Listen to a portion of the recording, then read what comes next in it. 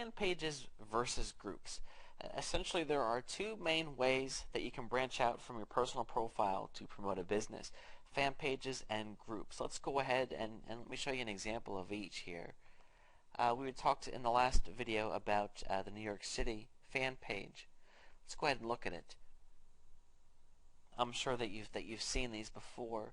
Basically, there can be fan pages for singers, for movies, for, as you see here, cities, anything that you can imagine, and they can become very, very popular. Now, a group, on the other hand, let's go back here. A group, on the other hand, is more like a board, a forum. Let's just filter by groups here. Okay, you know where you're from New York City when. Okay, so this is just for fun group where New York City people, hang out. The thing about a group is, of course, it's more interactive, because what happens is you go in here and it's just like a forum or a bulletin board. There are a lot of posts that go on.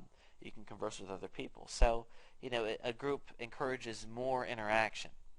So let's talk then specifically about the differences between the two of these, because if you're a business or you're trying to start a business on Facebook, you might be saying to yourself, which way do I go? What should I create here? Okay, well, starting with fan pages, you gain exposure through the search engines. Facebook is a closed community, meaning that, I create a profile on Facebook and somebody from the internet can only see my profile if they're my friend. This is a mistake that MySpace made, because anybody can see anybody's MySpace page, generally speaking, by default, and things didn't work out so well for MySpace. Facebook has overtaken them because it's more private, and this fan pages is a way to bring that back. Because the problem is, your Facebook page could be, incredible, have lots of great information, but the search engines are not going to see it. And if you've done a lot of marketing for your website, I'm sure that you know that it's a good thing to have as many things in the search engines as you can. So having a fan page that is actually ranked in the search engines can be a great tool that you have, because it can get you exposure from the actual search engines. So long story short, if you have a fan page for your business, ideally when somebody does a search on Google for your business, your Facebook fan page will come up, which gives people an immediate way to see that you're a pretty cool business, and you have this fan page and you have all these fans. You must be credible. It does not allow you to do mass messaging to everyone that is a fan.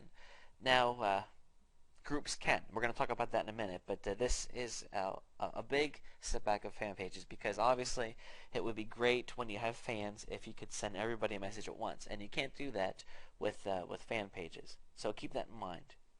Wall posts show up in members' news feeds. This is a huge, huge positive, and unfortunately a negative for the groups that we'll talk about in a second.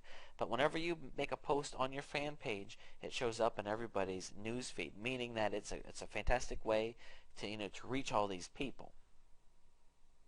Okay, now groups cannot be indexed by search engines, so that's a strike against groups. They do allow you to message everyone at once, up to 5,000 people. So if your group grows to be more than that, then you can't do the mass messaging anymore. However, especially when you're just starting, you need all the help that you can get, and being able to message everyone at once is really, really cool. Trust me, in fact, you could pay a lot of money to gain the software to be able to message 5,000 people safely at once. And here Facebook's giving it to you for free, so it's a great thing to have. Wall posts do not show up in members' news feeds. This is a huge negative. Okay, so what's the solution then? I'll tell you what, I have to recommend that you do both.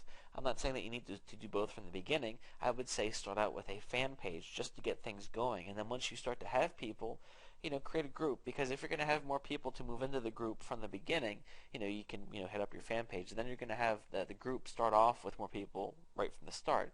Because I don't know if you've ever been in a forum or there isn't much going on, it's boring, and you leave and you never come back. You don't want that to happen. So start out with a fan page, build it up, and then create a group. And then you can take advantage of the unique marketing aspects that both have. And I think you're going to find that a lot of people do things this way. So, as you move forward, if you find that one of them is not as much of a fit for you, then you can focus more on the other. But I think it's good to get your hands in both, because there's certain reasons to be using both.